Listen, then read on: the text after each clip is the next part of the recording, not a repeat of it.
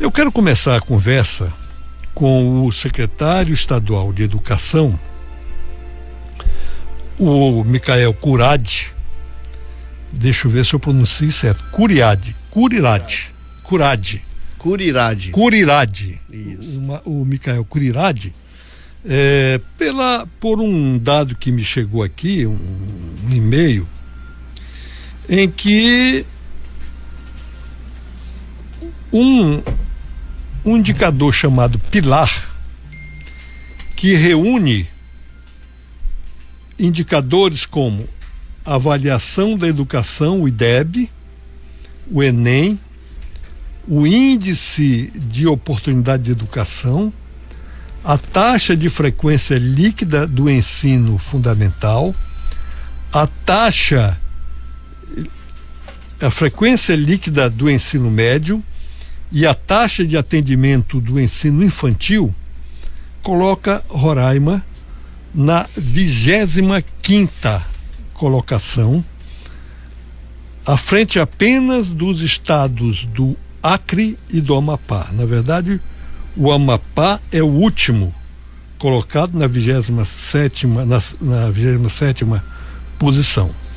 A melhor educação nesse ranking é São Paulo, seguido do Ceará, Minas Gerais, Distrito Federal e Paraná, os 5 melhores. E os 5 piores são, por ordem decrescente, Amapá, Acre, Roraima, Pará e Maranhão, né?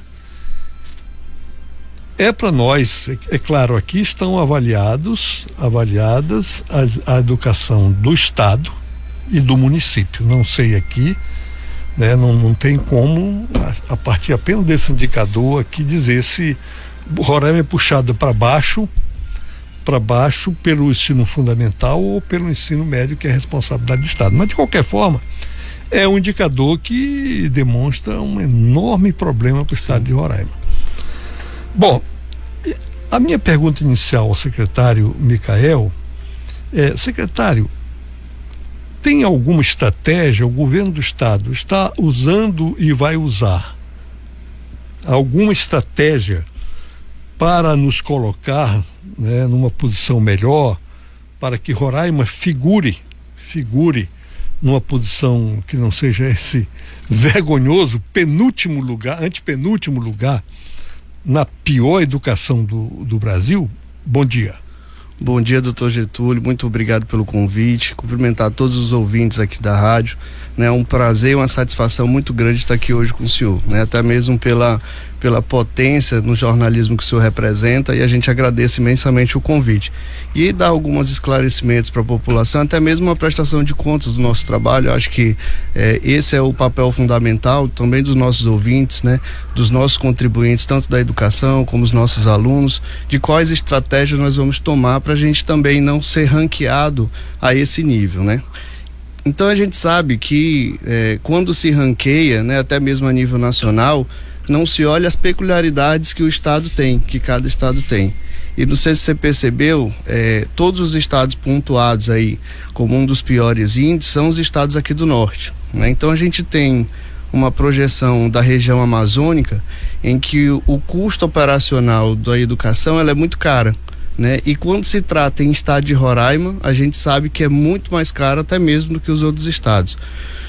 Um dos estados que mais se aproxima das nossas peculiaridades é o estado do Amazonas, né? Que tem lá praticamente as mesmas peculiaridades que a gente tem. Só que a gente tem muito mais desafios, né? Até mesmo pela nossa estrutura territorial, e que acaba dificultando o trabalho para poder chegar de forma bem positiva na nossa educação. Mas também o IDEB, ele vem sendo pontuado com várias fases e várias etapas. E o estado não fez algumas dessas etapas para a gente, de fato, saber se a gente está nesse ranking que não positivo. Por exemplo, nós não fazemos a prova do SAEB, que é uma prova também ranqueada a nível nacional, que quase todos os estados já fazem, e a gente não fazia. Esse ano nós vamos fazer.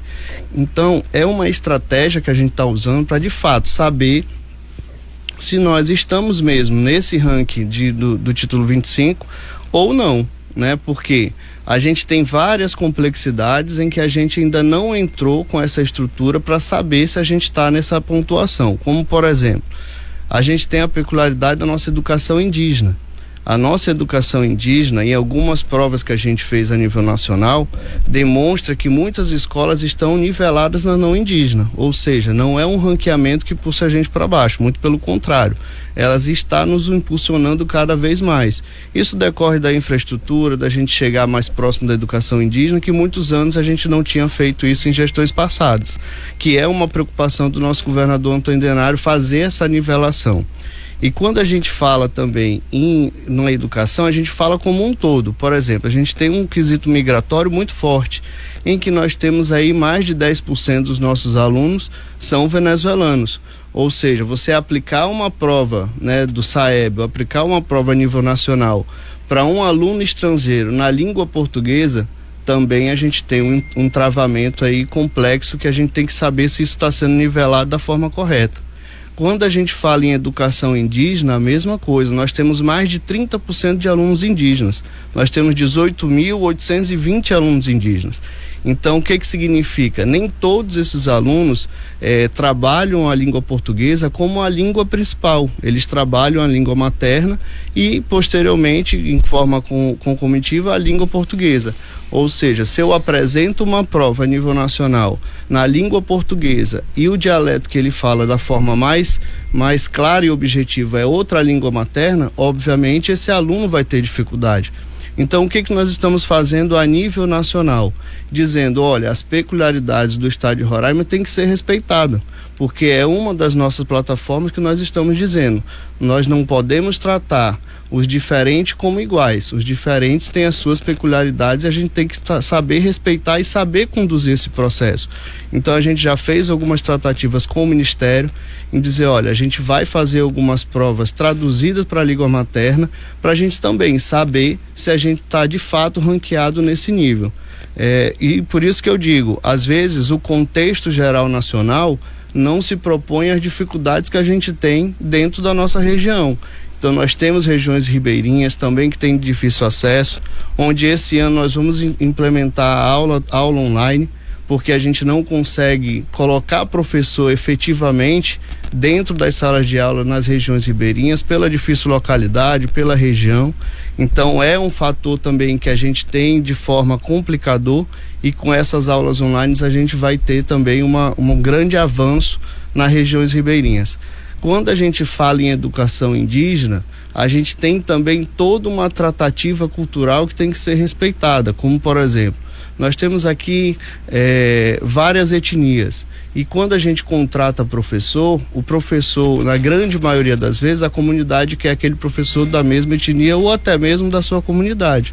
Também a gente tem essa tratativa muito bem alinhada com a educação indígena, em que a gente fala.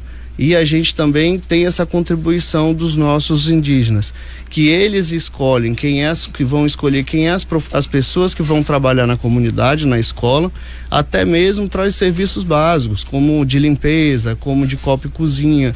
Então eles fazem uma eleição da comunidade, colocam a pessoa e encaminham para a secretaria para a gente fazer a nomeação ou a indicação daquele profissional.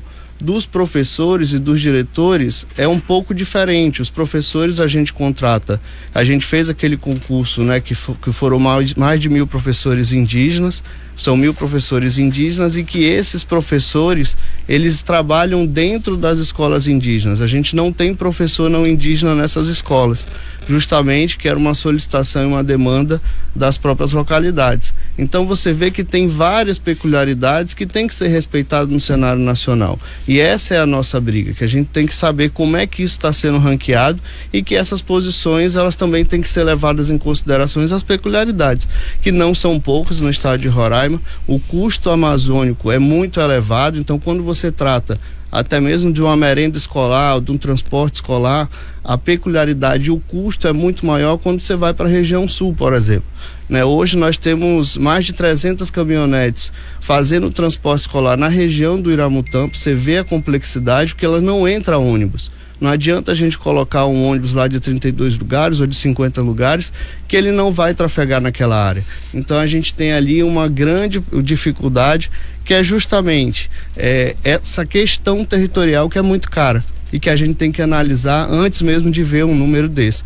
Mas a projeção é que esse ano nós vamos fazer a prova do SAEB em parceria com todos os municípios, onde eu aqui agradeço os secretários municipais pelo empenho, e esse ano nós temos um objetivo de adquirir o selo ouro do Alfabetizando, que é do Ministério, que é uma demanda que todos os municípios estão se empenhando junto com o Estado e que todos os municípios também querem obter esse selo, que é justamente para a gente sair dessa posição, desse cenário nacional, que muitas vezes lá fora diz que Roraima não é capaz. Muito pelo contrário, Roraima tem bons profissionais, hoje a gente é um dos estados que paga melhor os professores e que os nossos alunos têm muita capacidade de a gente também sair desse ranking.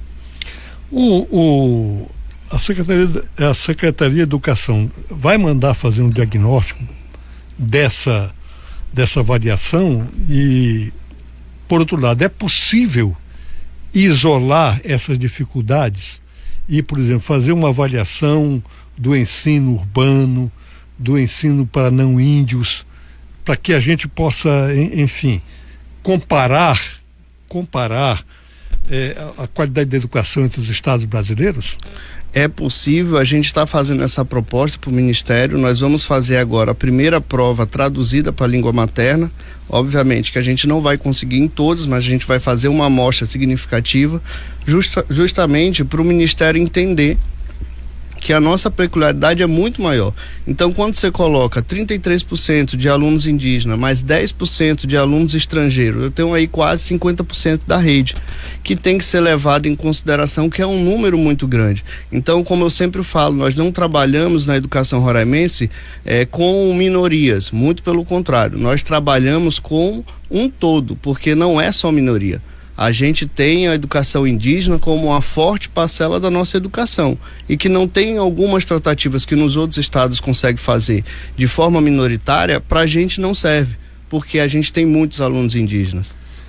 Esse contingente de 18.300 alunos indígenas, em relação ao total de alunos do ensino médio e fundamental, que sob a responsabilidade do Estado, representa quanto por cento? Hoje nós temos na rede aproximadamente 80 mil alunos, 79 mil e alguma coisa, né? Quase estamos beirando aí os 80 mil alunos. 80 mil.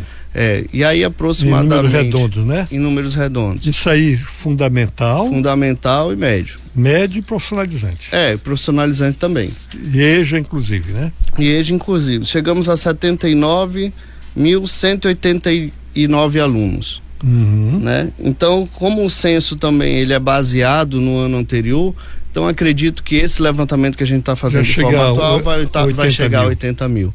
Né? Então, a gente tem aí aproximadamente 20 mil alunos que são indígenas e mais de 10 mil alunos que vai fechar essa última contagem agora do primeiro bimestre. Nós vamos chegar a 10 mil alunos estrangeiros e temos uma porcentagem aí de 2%, né, dos nossos vizinhos aqui da Guiana. Então a gente tem uma representatividade estrangeira muito grande, né, onde a gente também não faz distinção no ensino, né? Entrou na rede, entrou como qualquer outro aluno. Assim como indígena, não indígena, estrangeiro, ele vai ter os mesmos benefícios que os nossos alunos têm aqui. Uma reclamação recorrente aqui, pelo menos na Rádio Folha, é da falta de professores na rede estadual. Por exemplo, uma mãe de um aluno de uma escola militarizada, não sei qual é das duas, diz que só agora, né, nós estamos já no mês de final de março, entrando em abril, a escola da filha ou do filho dela conseguiu ter aula de geografia. Tem muita dificuldade para fazer um planejamento de forma que, ao iniciar o semestre, as escolas e as turmas já tenham professores contratados a qualquer título, em qualquer regime, mas no que não falte o professor? Vamos lá, muito bom se tocar nesse assunto, doutor Getúlio, porque não é tão simples como parece, há-se uma complexidade por trás. Então vamos lá, hoje nós temos aproximadamente 6.000, 6.500 professores concursados, né, dentro da rede. Hoje nós temos aproximadamente, a gente vai fechar o levantamento agora desse bimestre, aproximadamente de 30% a 40% esses professores afastados, são readaptados ou afastados por motivo de doença. Então, de 6 mil é um número alarmante. É um número alarmante. De 6.500, de 30% a 40% estão afastados da sala de aula? Exatamente. Então, é uma projeção muito complexa, porque, de fato, você ter uma base muito grande de professores e você não contar com ela, você precisa ter uma válvula de escape muito forte. E aí é onde entram os seletivos, né? Então, quando eu posso lotar o professor seletivo? É quando esse professor já não me conta mais para a rede. É quando ele, de fato, é afastado. E nem sempre ele é afastado antes do ano letivo. Às vezes ele é afastado já começando o ano letivo. Então, quando a gente faz o seletivo, é justamente para a gente recompor carga horária. Não necessariamente quando ele se aposenta ou quando falece, que é quando a gente chama concursado, que é justamente que vai substituir de forma integral. Quando ele só se afasta, eu não sei por quanto tempo ele vai se afastar, pode ser por 3 meses, por 6, por 1 ano, e aí eu tenho que fazer uma recomposição de carga horária. Mas, secretário, por que o senhor não faz isso antes? Porque primeiro eu tenho que ter o panorama geral de quantos professores eu vou chamar, porque às vezes essa interrupção dele pode voltar ou não. Então eu tenho que ter ali uma projeção mais ou menos de quantos professores eu vou precisar. E também acontece de começa o ano letivo com aquele professor e logo após sai o afastamento dele para poder se readaptar. Aí eu tenho que fazer uma chamada de seletivo para poder fazer uma recomposição daquele professor lá. Então, qual o nosso trabalho hoje? É justamente identificar por que o motivo de tanto afastamento. Pois é, isso que eu ia perguntar. Porque é um número alarmante. Quais são as principais causas dos afastamentos? Pelo que a gente levantou de forma superficial, é afastamento psicológico. A gente tem alguns afastamentos por questão de doenças crônicas ou doenças por câncer, mas a grande demanda de afastamento, ela é psicológica. E que a gente está fazendo algumas reuniões com o nosso RH para tentar identificar também onde é que é esse maior gargalo. Nós temos hoje essa mesma faixa etária de percentual é da capital, mas também é do interior, então não foge muito da nossa realidade também nos interiores, mas que é um dado alarmante. Por quê? Quando eu tenho que chamar um professor de carga horária, que é um professor que vai ser seletivado, na grande maioria das vezes eu tenho que chamar 2 professores. Por quê? Porque os nossos concursados, na sua grande maioria, é de 40 horas. E quando eu chamo o seletivo, é de 30 horas.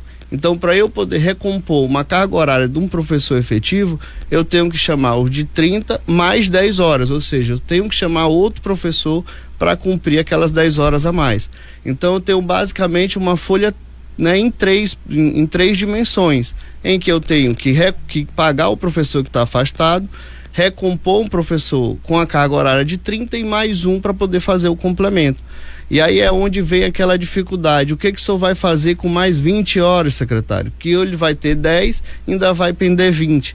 Aí é aquele professor que fica pingando de escola em escola para poder completar a sua carga horária, que é uma das grandes demandas que a gente tem para poder mudar de escola o professor. Esse ano a gente não abriu uma data que todo ano a Secretaria de Educação abria, que era para o professor poder pedir a sua lotação para outra escola. Por que a gente fez isso? Porque a gente percebeu que toda vez que desse essa abertura, o nosso déficit ficava muito maior. Ou seja, a carga horária não conseguia completar porque a gente tinha que fazer a necessidade do servidor. Hoje a gente só faz remoção com a necessidade da administração, porque acendeu um alerta na nossa folha de pagamento que se a gente não controlar, daqui a uns anos a gente não consegue pagar a folha. Então a gente tem várias peculiaridades que a gente está trabalhando para que a gente não fique nesse cenário, né, 100%, que a gente consiga reduzir também. O número de concursados seria 6.500, número redondo. E quanto é de seletivado? Hoje só para professor indígena nós temos mais de 750. Mais 750 seletivado indígenas. Isso. E não indígena a gente já deve ter mais ou menos isso ou até mais nessa última chamada que a gente fez.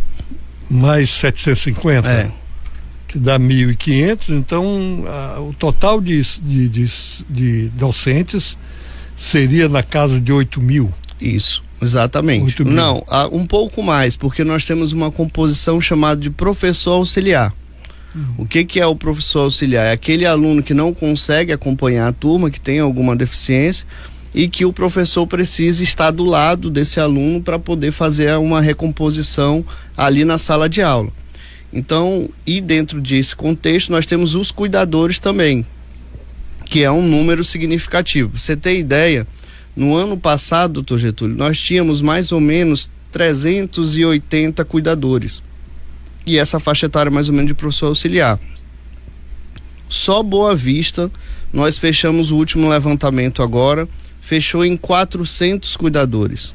E no interior, mais de 280, ou seja, mais que eu dobrei essa demanda. 680. 680. Então eu tenho... Cuidadores, né? Cuidadores. Os cuidadores fazem o quê? Os cuidadores, eles fazem o cuidado daquele aluno fora de sala de aula. Ele vai levar ao banheiro, ele vai acompanhar no recreio, ele vai ajudar na alimentação daquele aluno, ele vai fazer aquele cuidado a mais. São professores para cuidar de alunos com alguma deficiência. Aí nós temos duas faixas etárias. Nós temos os professores auxiliares, que eles ficam dentro de sala de aula, e nós temos os cuidadores, que não são professores, mas ele faz parte da composição do núcleo que a gente precisa dar assistência. Né? Então, obviamente que ele é com salário inferior, um salário a menos, porque ele não é professor, mas eu preciso desse componente para poder garantir a segurança daquele aluno. Então muita gente me perguntou, mas por que vocês não chamaram antes, né, os cuidadores e os professores auxiliares? Porque é um levantamento complexo, a gente precisa atualizar na rede se aquele aluno tem laudo, se de fato ele tem aquela necessidade, a escola faz o acompanhamento, a família também consegue fazer um acompanhamento clínico, trazendo o laudo, a gente chama o professor auxiliar e o cuidador, se caso for necessário. Tem algumas situações que só precisa de professor auxiliar, tem algumas situações que só precisa de um cuidador, mas na grande maioria das vezes é uma composição dupla, né? Então eu tenho um professor de sala de aula. A gente pode dizer que os docentes entre todas as categorias e todos os regimes chega próximo de 10 mil, 9 mil e alguma coisa? Próximo de 10 mil. Hoje a gente está com uma folha até mesmo superior a 10 mil. E de terceirizado, mais ou menos 3 a 3.500 servidores terceirizados. Terceirizado para os trabalhos administrativos. Administrativos, de limpeza, exatamente. Que a Secretaria Estadual, ela de Educação não contrata empresas, contrata... na verdade, na linha terceirizada, nós temos que contratar empresa pela regra da terceirização. Né? Então, aquilo que não entrou dentro do quadro de extinção da lei estadual, a gente faz ou concurso público ou seletivo. Aquilo que já entrou no quadro de extinção, obrigatoriamente a gente tem que fazer a contratação via empresa, né? Via empresas. Bom, outra questão recorrente aqui é o problema das reformas. Reformas, olha, uma situação bem complexa, mas que na gestão do nosso governador Antônio Denari ele vem dando prioridade. Mas você imagina, nós temos uma rede hoje com 372 escolas, onde 255 são indígenas, fora as salas em anexo, né? Só as escolas, ou seja, 2/3 da nossa quantidade de escolas. E dentro desse cenário nós encontramos já na gestão do governador um cenário de caos, né? Onde muitas escolas já estavam abandonadas há muito tempo. Tem escola que nós reformamos hoje que não teve uma reforma há mais de 30 anos, né? Então você imagina como a rede se encontrava. Então hoje nós já reformamos e revitalizamos 62 escolas, onde eu agradeço aqui a parceria do nosso vice-governador Edilson Damião, que tem dado a prioridade, né, e muitas vezes até acumulação de recursos, trazendo força para a secretaria para que a gente consiga fazer de fato as reformas na escola, porque não é uma operação barata. A gente fez um levantamento agora, nós gastamos quase 90 milhões em reforma nesses anos da gestão do governador, mas que a gente vê a necessidade de fazer mais. Então o próprio governador já solicitou da gente uma licitação para construção de escola indígena. Pra você ter ideia, dessas escolas indígenas nós temos que construir 151 escolas indígenas, né, das 255. É uma grande projeção que na época lá atrás foi criado só via decreto, não foi feito escolas. Então a gente está nesse trabalho também de investimento na educação indígena, que é justamente para dar uma educação igualitária, né? Dessas 62 escolas já reformadas, né? Quantas são de área indígena? A gente tem mais ou menos 13 de área indígenas. 13 né? de área indígena. Né? E a gente tem hoje, eu acho que 12, se eu não me engano, ordem de serviço em comunidades indígenas, tanto em construção como reforma. Tá, além das 62, tem 12 de ordem de serviço. Isso, não, só de áreas indígenas. Uhum. No geral, nós temos 48 em andamento. Em andamento. Isso. Quer dizer que 12 dá 60 até o final do ano? Nós temos uma projeção por bimestre, né? Esses últimos dias nós reinauguramos muitas escolas, até a última foi do Truaru, em que o ministro estava com a gente, né, nessa inauguração. Nós temos uma outra agora que nós vamos inaugurar na próxima semana em Iracema, né? Na outra semana a gente tem mais uma em comunidade indígena lá em Pacaraima. Ou seja, a gente sempre está fazendo essas revitalizações, essas entregas. Não é uma missão fácil, até porque o nosso financeiro também ele é muito curto para essas projeções. Então, o que a gente definiu como proposta de trabalho dentro da secretaria? Não diminuir nenhum serviço, mas manter uma redução de valor naquilo que é possível. Por exemplo, na merenda escolar, onde a gente tinha um valor muito alto, significativo, nós contratamos mais nutricionistas para fazer o acompanhamento dessa merenda até na entrega. Então nós tivemos uma redução aí sem diminuir as entregas, muito pelo contrário, a gente aumentou e deu uma qualidade na merenda maior, mas com a fiscalização maior, e a gente conseguiu reduzir o valor. Então a gente está fazendo essa tratativa em todas as áreas, que é justamente para a gente recompor um valor maior nessas reformas que hoje, de fato, é a grande dificuldade, né? Esses recursos para reforma são todos do Tesouro Estadual? Esses de reforma, a grande maioria, 90%, é Tesouro Estadual.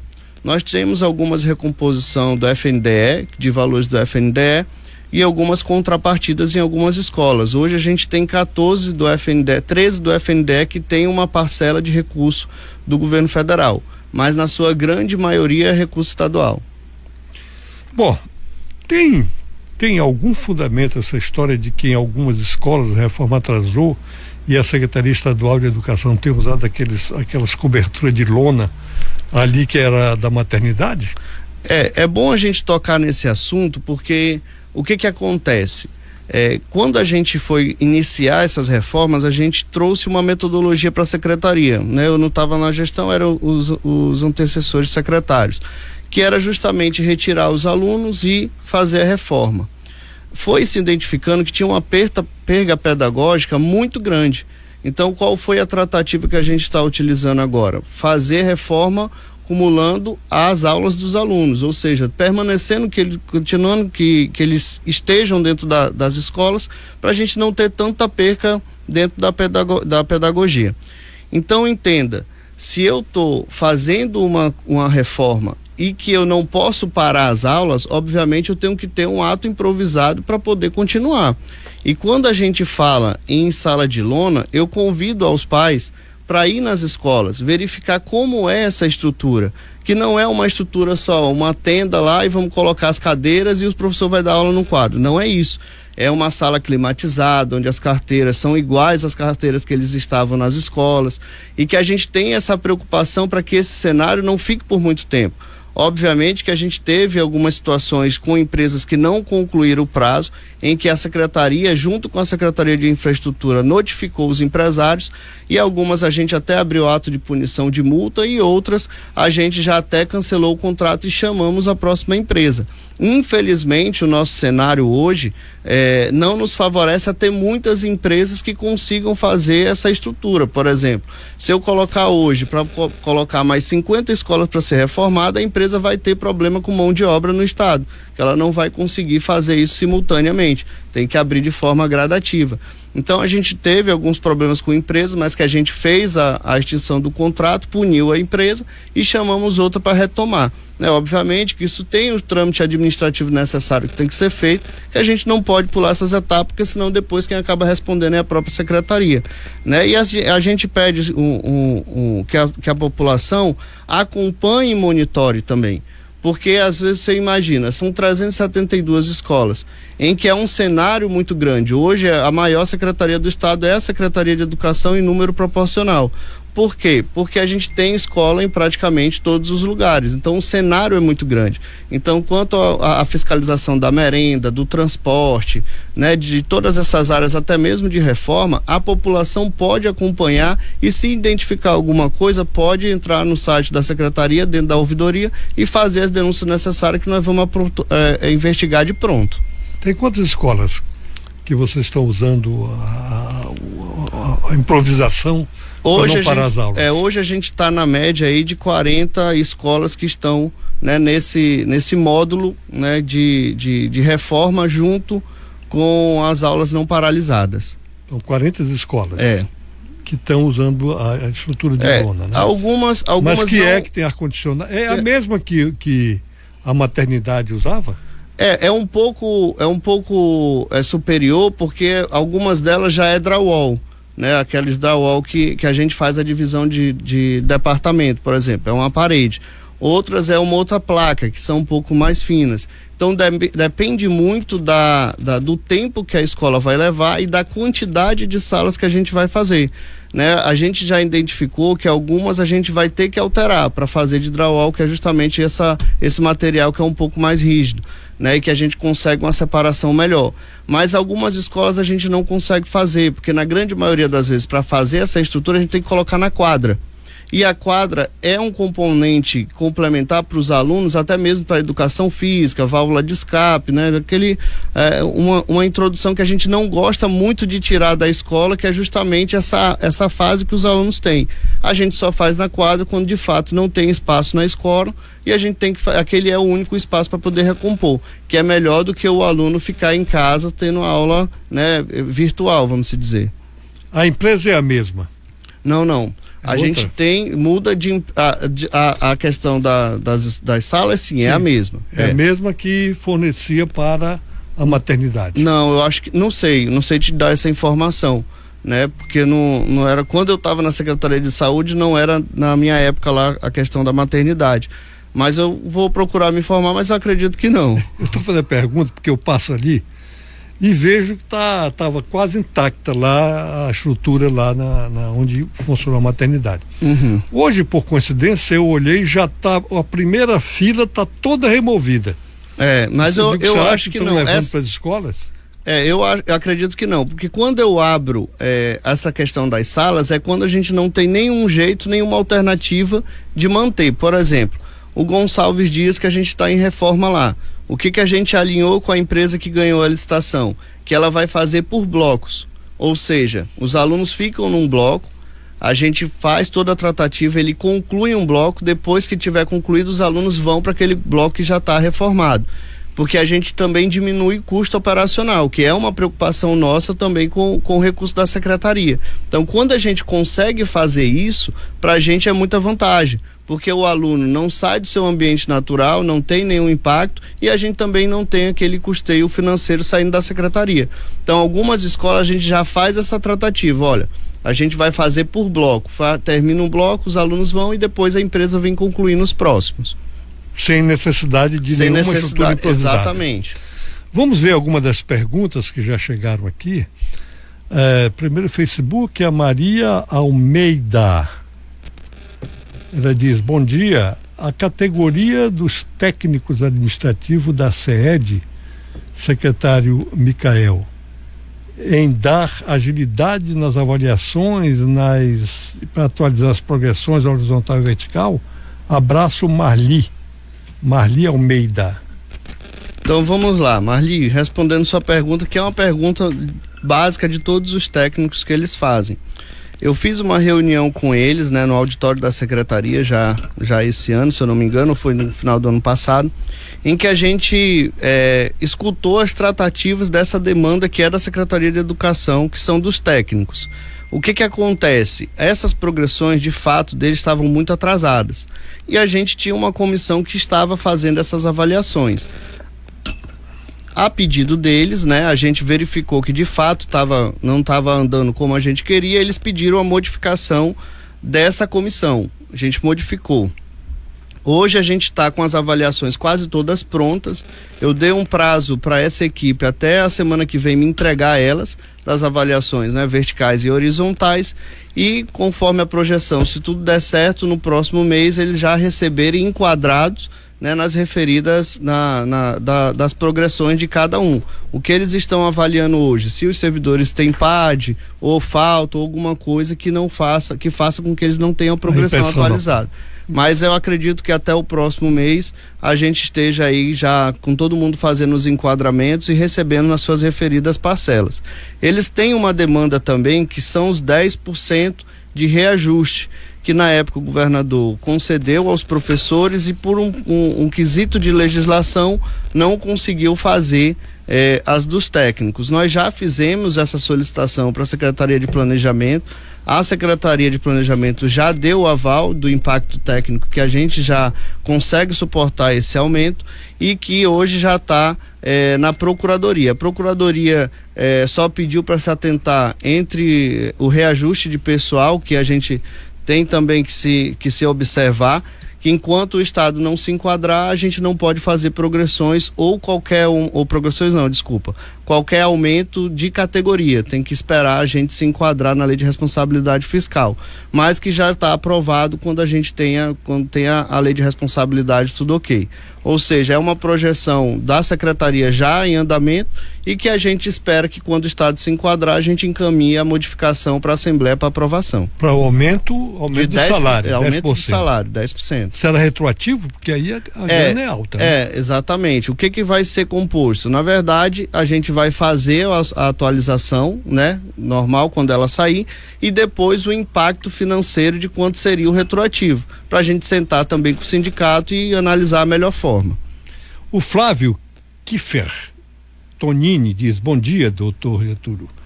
Pergunta para o secretário se tem alguma previsão de novo concurso da educação.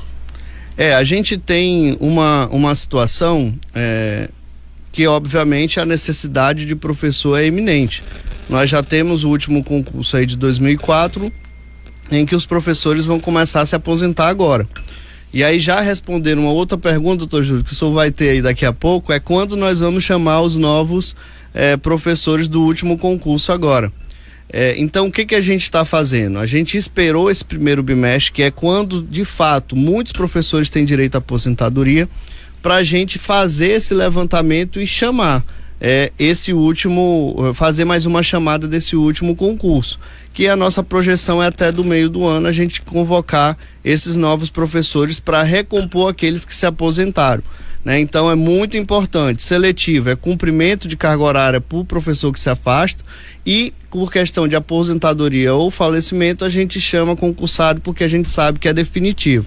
Então a nossa projeção de quando zerar esse chamamento, que é a proposta do governador Antônio Denário, é justamente a gente zerar essa fila de espera, né, de quem está fazendo esse aguardo, posteriormente fazer um novo concurso público, tanto para indígena como para não indígena. Vale ressaltar que esse último seletivo que a gente teve para o indígena foi um alerta, onde nós tivemos ali uma projeção de mais ou menos 2.000 vagas e que só foram só foram cadastradas para o seletivo aproximadamente 1.500, ou seja, eu já tenho um déficit necessário dentro da educação indígena, porque eu não tenho professor formado. Então é um alerta para as nossas comunidades, é um alerta para os nossos indígenas, que a gente precisa formar professor. A gente entende a dificuldade, que é muito difícil, né, o indígena sair da sua região, vir para Boa Vista para poder fazer o curso de formação ou fazer o curso de pedagogia ou qualquer outra área, pela complexidade, né, financeira, mas que é necessário para a gente poder contratar novos professores também. Então, até o próximo ano, nós temos a projeção, sim, de fazer um novo concurso público. Para esse semestre ainda, né? Não, esse semestre ainda é o chamamento dos... Tá. É no segundo semestre. No chamamento agora no primeiro semestre e no segundo semestre. E no segundo semestre fazer concurso. a avaliação para o novo concurso. A Carleide Sherman diz: parabéns, ótimos esclarecimentos do secretário Micael Curaide. A Marli Almeida diz: secretário Micael, em nome da categoria dos técnicos administrativos, já fizemos, né? Essa pergunta já. O Henrique, a Elaine Ellen, bom dia, estou no cadastro de reserva do concurso de 2021. Gostaria de saber quando haverá uma nova chamada. É isso que eu acabei de responder. A nossa projeção é meio do ano, porque a gente faz esse levantamento de quem aposenta agora. A Maiana Paula diz: bom dia, a data base dos professores, eu acho que é de reajuste. A data base dos professores é uma solicitação que o próprio sindicato já veio, né, lá no gabinete fazer essas tratativas, e é o que eu falo, a gente sempre tem que trabalhar com os números que a gente tem hoje. Hoje a nossa folha de pagamento, Getúlio, gira em torno de 85 milhões. Ou seja, não é uma folha que a gente não pode, que a gente tem que levar em consideração qualquer ajuste. Se dá 1%, 2%, 3% ou 4% ou 5%, igual o governador deu no ano passado para todos os servidores, ela tem impacto significativo no Fundeb. Ou seja, eu tenho uma média aí de 885 milhões de expectativa de receita para o ano de 2025, onde eu tenho uma folha média de 80, 85 milhões, ou seja, eu estou sempre ali dentro da margem da perspectiva de receita. Tudo que eu aumento ou tudo que eu onero, a gente pode ter um impacto lá no final do ano de receita. Então, com muito cuidado, eu também não dei essa resposta ao sindicato, porque eu estou esperando o primeiro bimestre fechar.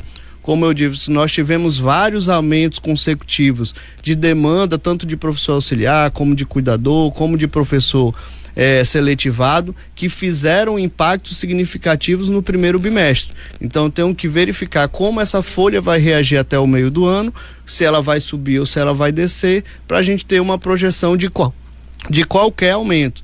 Mas, secretário, o senhor disse que dos técnicos a gente já fez a avaliação. É porque dos técnicos nós temos outra fonte de receita, que é o MDE, que a gente tem uma projeção um pouco mais tranquila para dar esse tipo de aumento, porque também os técnicos são poucos, são basicamente 800 servidores. Não é igual a folha dos professores, que chega a quase 10 mil. Os docentes, né? Exatamente. 880 milhões é a expectativa de receita só do Fundeb. Só do Fundeb. Os outros 20% de CMS, de PVA. Então nós vamos chegar a 1 bi 200 mais ou menos. 1 bi 200, né? A receita total. Né? Então eu fico mais ou menos ali com 400 a 500 milhões para gerir a secretaria como um todo, com transporte escolar, com merenda, com toda a parte estrutural lá. Ok. A Ciliomar Gomes, bom dia, parabéns, secretário, por estar se empenhando em melhorar a educação do Estado de maneira independente, de indígena e não indígena. A Maria do Socorro diz: bom dia, sobre a chamada dos professores que estão no cadastro de reserva 2021, o secretário já respondeu. Baixa um pouquinho mais, de over. Ali, né?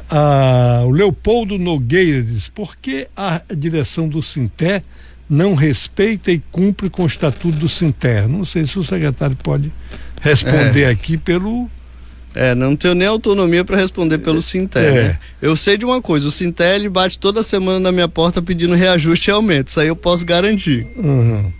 Aí vamos no Gustavo Ramírez, diz: é só cortar os inúmeros cargos comissionados. Tem muito cargo comissionado na Secretaria de Educação? Vamos lá, a questão de cargo comissionado na Secretaria de Educação hoje é um dos nossos menores problemas. Por quê? São gratificações relativamente muito baixas. Por exemplo, um diretor de escola, né, a média dele é de 3 mil se for de grande porte, né? Se for de médio porte é 2 mil, se for de pequeno porte é 1.800, se eu não me engano. E é a nossa grande quantidade de cargos. E a gente precisa ter, né? Diretor, vice-diretor, coordenador. Então são partes pedagógicas que a gente precisa compor dentro da estrutura escolar. Então não tem para onde a gente fugir isso, né? Nesse último decretão, nós fomos a secretaria que menos retornou cargo, porque justamente a gente quis ver como é que a rede se comportava com a necessidade reduzida. E assim, infelizmente, a gente precisa, ou felizmente, a gente precisa dessa composição dentro da gestão. Hoje, por exemplo, a gente viu que os resultados em muitos estados de melhoria do IDEB, melhoria de índice, é quando a gestão está muito bem alinhada. Então, quando a gente manda uma merenda escolar para uma escola, o gestor tem que acompanhar de como está sendo feita a merenda. Quando a gente fala de transporte escolar, o gestor é que atesta a nota que o fornecedor está entregando os carros e ele está indo todo dia. Então é uma composição necessária hoje para a secretaria que não tem como não existir, né? É uma responsabilidade a mais que qualquer servidor vai pender uma gratificação que seja composta, senão ninguém vai aceitar essa responsabilidade, né? O Cláudio Paz diz o seguinte: o PCCR dos professores precisa ser reestruturado. Está acontecendo o processo seletivo para o cargo que não estão contemplados no PCCR? Bom, é assim, há-se sempre uma confusão quando se fala em cargos, né? O que a gente tem que entender? Copeira, né? Por que o senhor não contrata copeira ou faz concurso público?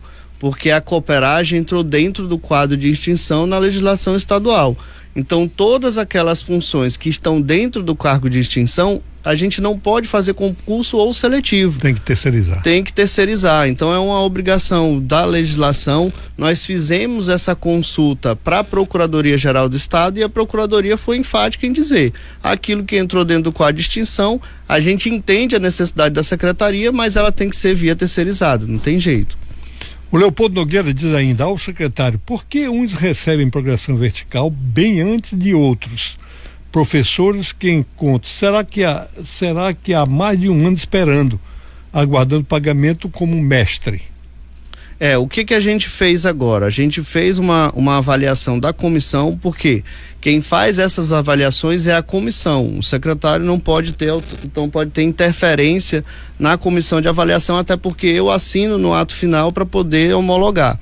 Então essa comissão foi chamada, a gente fez algumas tratativas justamente para a gente zerar esse número de progressões que estão atrasadas. A gente já rodou muitas, né? Então, tanto é que quando eu vou nas escolas, alguns professores já agradecem.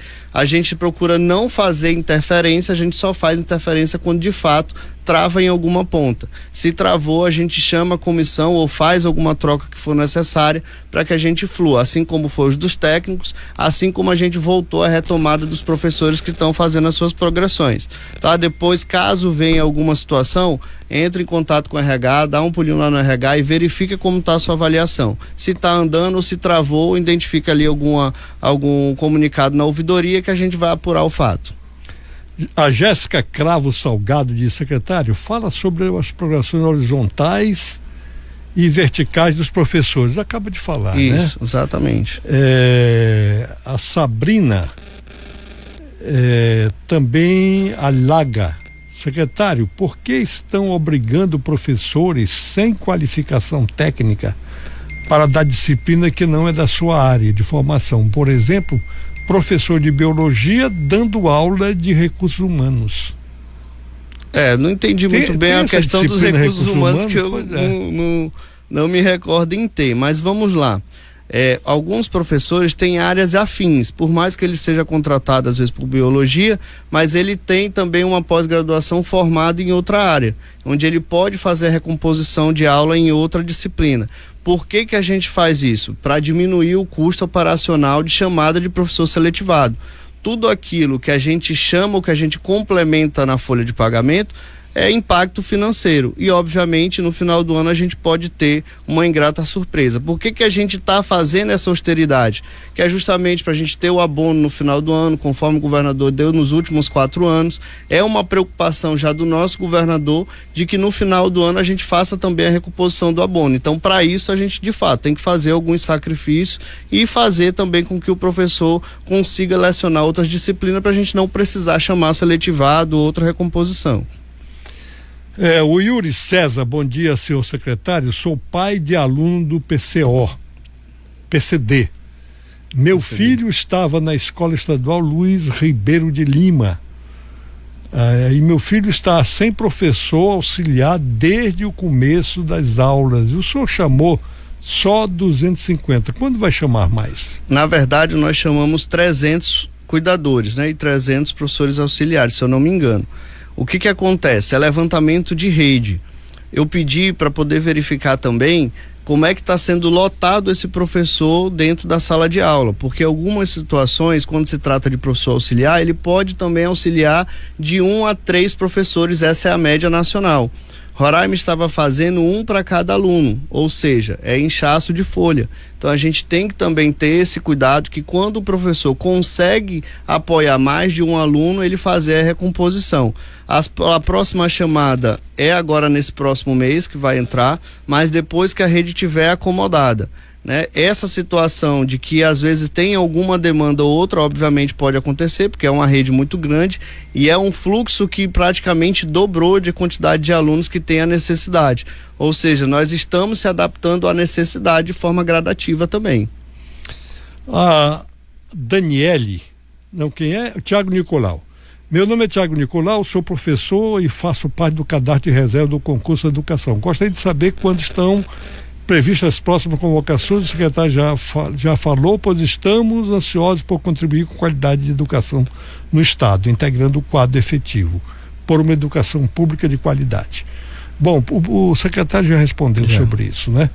Aí vamos lá, o Gerson Maciel disse: quando vai acabar as obras da Tereza Teodoro, Henrique Dias, Allan Kardec, Oswaldo Cruz, Jaceguaia. Jaceguaia.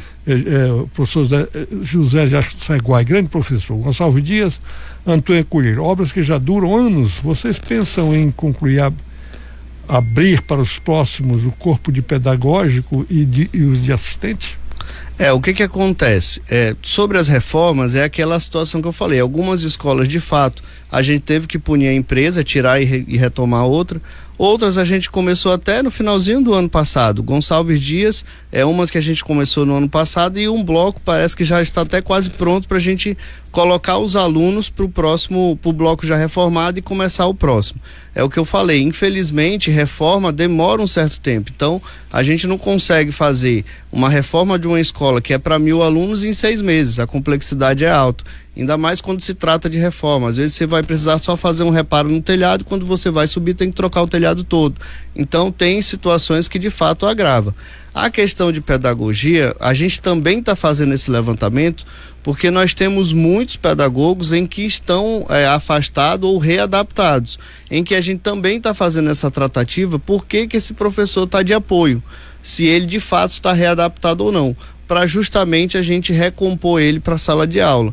Não é que a gente queira tomar uma medida drástica e que a gente queira forçar o professor para ir para a sala de aula, mas lembrando que tudo que a gente contrata afeta diretamente na nossa folha, e afetando na folha, consequentemente a gente deixa de pagar um abono ou a gente vai passar sufoco para qualquer aumento da categoria. Então esse trabalho de base de professor de apoio que é pedagogo, ele também está sendo feito, até mesmo para fazer um treinamento com esse professor, para poder fazer uma recomposição de como ele tem que dar aula e depois inserir ele de forma gradativa dentro das salas de aula. Vamos ouvir o professor Carlos. Bom dia, secretário, professor Carlos. Eu sou professor da Escola Euclides da Cunha e sou professor estadual já há um bom tempo. Eu queria perguntar se não existiria a sensibilidade do governo, do senhor secretário, de repente reabrir a possibilidade dos professores da rede estadual fazerem a escolha entre 25, 30 e 40 horas, porque está faltando professor na rede estadual. E naquele primeiro momento, quando saiu o decreto, no artigo 105 da Lei 892, nós fizemos a escolha, mas alguns professores se arrependeram depois. Então, se tem alguma sensibilidade do governo, alguma possibilidade de o senhor rever e colocar novamente para a gente fazer essa escolha entre 30, 25 e 40 horas, suprindo assim as demandas da educação do Estado. Bom dia e boa semana. Então, doutor, respondendo a pergunta do nosso professor, para a gente não seria uma estratégia ruim, mas como foi via de ação lá, A gente só pode fazer hoje recomposição de carga horária se for via judicial, porque tinha um prazo que o professor tinha que fazer a opção. Então, como esse prazo se encerrou, a gente não consegue mais fazer de forma administrativa. Vou pedir para o nosso jurídico fazer uma nova avaliação, né, dentro do quadro, se a gente consegue justificar, porque para a gente, quanto mais horas de carga horária, também a gente consegue um resultado melhor dentro do corpo docente. Vai depender da aceitação, né? Exatamente. Vamos ver quem é esse aí. É o Franklin Singh. O que ele manda? Bom dia, secretário. Sou pai de aluno que mora na comunidade indígena. Queria saber sobre o transporte escolar, porque a gestora falou que os empresários vão recolher o transporte da escola. Como fica essa situação? Vamos lá. O transporte escolar hoje é uma das nossas grandes fontes de despesa, né? O ano passado a gente pagou aproximadamente quase 280 milhões, né, de recurso. O que acontece? Hoje é o custo operacional por aluno mais caro do Brasil, né? Então a gente hoje está fazendo uma tratativa com idas da equipe técnica em loco para fazer verificação de rota e também verificar se essa quantidade, né, se esse valor de fato está sendo pago de forma adequada, né? A gente fez algumas notificações já para algumas empresas em que a gente está fazendo aplicação de multa e verificando se de fato é ou não é verdade aquela denúncia na sua grande maioria das vezes. O que acontece? Nós tínhamos alguns processos que eram de forma indenizatória e que de fato não foram pagos. Quando se trata de forma indenizatória, eu tenho que apurar a responsabilidade. Então, hoje, eu estou fazendo a apuração de responsabilidade desses contratos que foram indenizatórios. E a gente já fez uma tratativa para esse ano de cortar todos os processos indenizatórios. A gente vai ficar só com os contratos licitados, que são 32, que é justamente para a gente não ter mais indenizatório. O que a gente pede é que o gestor de escola, em consonoidade com a comunidade, verifique de fato se essa rota é existente, qual a quilometragem e quanto é que a gente de fato deve para aquele empresário, para aquele fornecedor. Não estou aqui dizendo que todos fazem alguma situação que seja errado, não, muito pelo contrário. O que a gente quer é uma fiscalização mais intensa em conjunto, porque quem atesta essas notas para a gente poder pagar na Secretaria de Educação é o gestor da escola. Então, se o carro hoje não está sendo de forma adequada, ou se é um carro inferior, a gente tem que entender que quem está atestando é o diretor da escola. Para mim, como secretário ou para a secretaria, está tudo ok, porque as notas chegam atestadas. E eu falo e reforço aqui, não tem nenhum comando meu, como secretário, para atestar ou assinar qualquer nota que esteja em desacordo com o serviço prestado. Exatamente. Então, o que eu falo, a gente precisa trabalhar com austeridade para a gente atender também quem não está sendo assistido. Hoje nós temos 13 mil alunos que são atendidos com transporte escolar. E reafirmo, infelizmente, para essas metodologias em que o carro parar, a administração vai contratar outra empresa para poder continuar prestando serviço. E também a gente já está fazendo uma outra licitação que vai sair agora nesses próximos dias, do transporte escolar como um todo, modificando algumas situações, né, que a gente vai fazer dentro do processo. Não vai ser mais por rota, mas vai ser por quilometragem. Vai ficar mais fácil a aferição, em que nós vamos colocar GPS nos transportes, nas viaturas, e também monitoramento virtual, que a gente vai saber de fato quantos alunos estão sendo levados e a quilometragem percorrida. A gente estima aí uma receita que vai ser diminuída de 30% a 40%. Bom, vai ser essa a última pergunta, porque, aliás, é muito longa, né? Bom dia, doutor Getúlio, secretário estadual de Educação. A questão da educação é bem complexa. Temos grande resistência dos governos em realizar concursos públicos. Foi realizado um concurso em 2021, mas pouquíssimos professores assumiram. Nem sei se preencheu 50% das vagas oferecidas. Podemos constatar isso com os últimos processos seletivos realizados ultimamente. Isso pode nos parecer um problema, porém, com o sistema de professores seletivos, há uma rotatividade sem fim de professores. Trabalhei em uma escola em que o professor de química saiu de férias em julho e não voltou até o final do ano. Qual o problema em realizar concursos periodicamente? professores concursados não andam abandonando o trabalho. Há professores afastados com laudos definitivos que não retornarão para a sala de aula.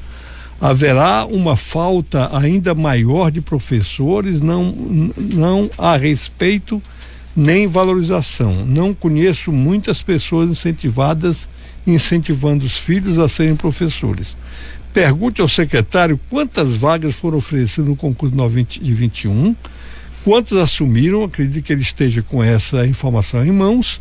A necessidade está aí, o governo precisa se adequar. A Lidiane e agradece, obrigado.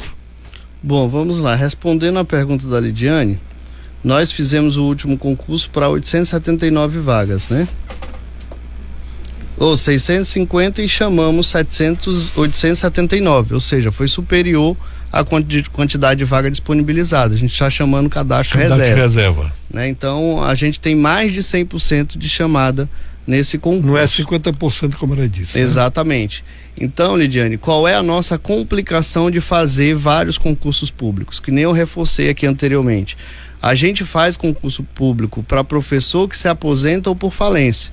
Quando a gente recompõe por seletivo, é professor afastado, readaptado, ou por interesse em estudo, ou por qualquer outro motivo que seja uma das opções do professor que esteja na legislação, que ele tem um direito. Quando se fala em seletivo, nenhuma Secretaria de Educação do país vai deixar de ter, porque é justamente recomposição de carga horária para quem está fora de sala de aula. E aí você tem a situação de que, mas ele está readaptado definitivamente. Não é também tão simples assim. Hoje nós estamos fazendo a tratativa de quantos readaptados tem e quantos definitivamente tem. Mas não é uma situação tão fácil de se identificar. Esse ano o governador Antônio Denari autorizou a gente fazer a aquisição de um sistema onde vai nos ajudar nessa filtragem. Onde eu vou lhe falar, onde alguns professores, reforço, não estou dizendo todos, estão readaptados no estado, mas estão lecionando em outra esfera. Ou seja, a gente também vai atrás desse professor que de fato está burlando o sistema e vai ser aberto a sindicância necessária. Então, quando a gente fala de um quantitativo de 30% a 40%, é um quantitativo alarmante, em que a gente vai verificar de forma fina qual a situação de cada um. Aquele que tiver de fato enganando o Estado vai ser penalizado conforme a legislação. O que a gente não pode confundir aqui é pelo fato de chamar muito seletivo, a gente também tem que chamar muito professor efetivo. A gente tem situações que tem que ser ponderadas pela questão da folha de pagamento, senão a gente incha demais e a gente não consegue ter de fato um pagamento efetivo com as suas progressões. O governador Antônio Denari foi o que mais reajustou o salário de professor. E se eu não me engano, nós somos o 3º ou 4º estado em que paga melhor no Brasil. Ou seja, um professor de 40 horas hoje está ganhando em média R$ 7.700, onde o nacional está 4.000 e alguma coisa. Ou seja, nós estamos acima da média nacional, do piso nacional, e nós estamos em 3º ou 4º lugar em que paga melhor o salário. Então é uma preocupação grande do nosso governador de dizer, olha, a gente está pagando bem e a gente quer resultado positivo, para a gente também não ter resultado do IDEB de forma tão negativa. Então o que a gente está fazendo hoje é uma filtragem, de fato, daquele professor que está ali encostado, mas está lecionando em outro lugar. E a gente vai achar que é justamente para a gente diminuir essa demanda, conseguir manter a folha e ter os ajustes necessários anualmente que o professor de fato merece. Eu vou fazer a leitura de algumas contribuições, mas não vai dar mais, o tempo não nos permite, do secretário responder a todos. Mas vamos lá, vamos ler pelo menos, né?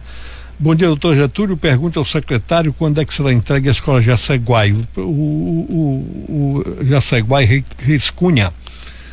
Eu tenho que ver o cronograma, eu vou pedir para publicar nas redes sociais da sede. Seria bom isso aí, né? Se pudesse publicar um quadro com a conclusão de cada escola, né?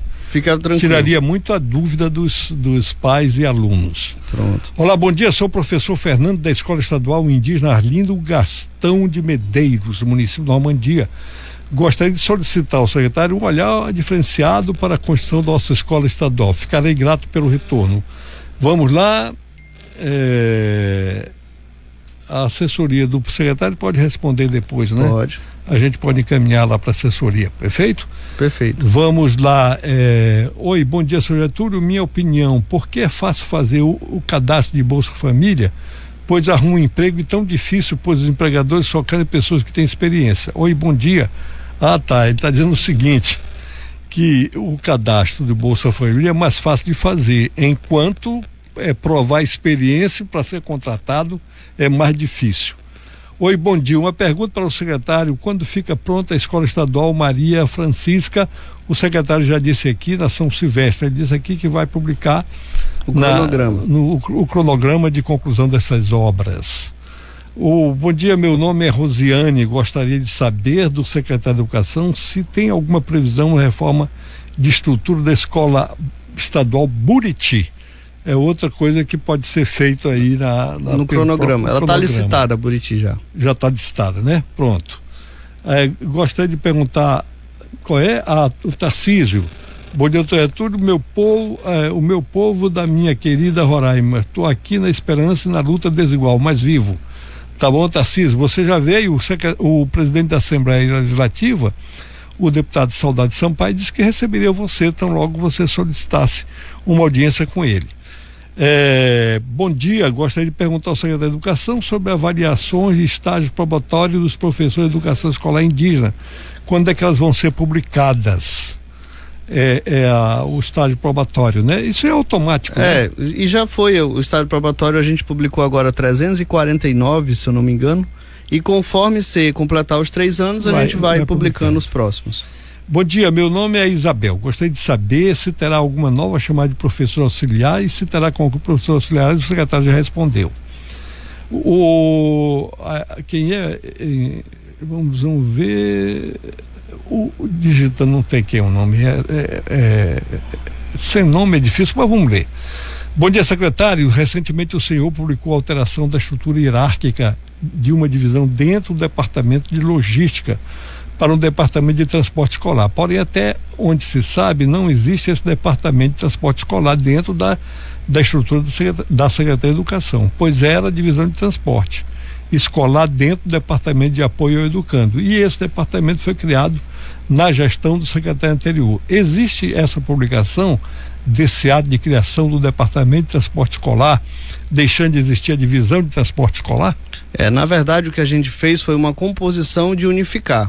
A gente tinha um departamento, né, que era do transporte mesmo da secretaria e de transporte escolar, onde os dois se relacionavam muito. Então a gente diminuiu essa quantidade, formalizou um só e a gente fez as portarias, que é justamente para poder distinguir quem é que vai responder por cada setor. Então a gente fez uma unificação até mesmo para a gente trabalhar melhor e ter essa comunicação mais célere. Anice Neves disse o seguinte: bom dia, pergunta para o secretário Micael se vai ter outro seletivo. Ele já respondeu, pois tem um seletivo que está se encerrando agora no meio do ano. Especulação de que vão terceirizar esse povo? Fala aí, seu secretário, o povo quer saber. Eu tenho que saber qual é o seletivo que vai se encerrar esse ano. Eu acho que ela deve estar falando do Cefos, se eu não me engano, mas provavelmente é outro seletivo, porque também é quadro de professor, então não posso terceirizá-lo. Professor não pode terceirizar. Exatamente, só se for serviço administrativo que tenha dentro do quadro de extinção. Realmente. Emerson Almeida, vamos ouvi-lo. Bom dia, secretário. Eu sou assistente administrativo, aí eu terminei o pró-funcionário, aí como terminou o prazo, aí como é que eu faço para mim poder ganhar no pró-funcionário? Porque eu concluí tudinho, aí tem que ser via judicial, porque eu perdi o prazo, né? Quando eu entrei na educação, aí já tinha findado o prazo, aí eu perdi, mas eu tenho um curso do pró-funcionário que eu fiz, entendeu? Assistente administrativo, aí como é que eu faço? Tem que ser via judicial? Como é que eu faço? Me dá uma luz aí, secretário. Ele perdeu o prazo. Perdeu o prazo. Então vamos lá, tanto o pró-funcionário como a qualificação, que também dá atos de porcentagem para melhoria de salário, elas já estão sendo avaliadas para fazer regulamentar via decreto, tá? Foi uma solicitação do sindicato.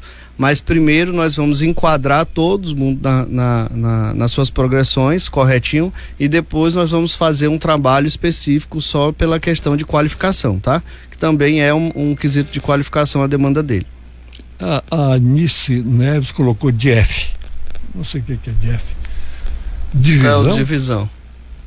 Ela fala sobre seletivo e colocou ali DF.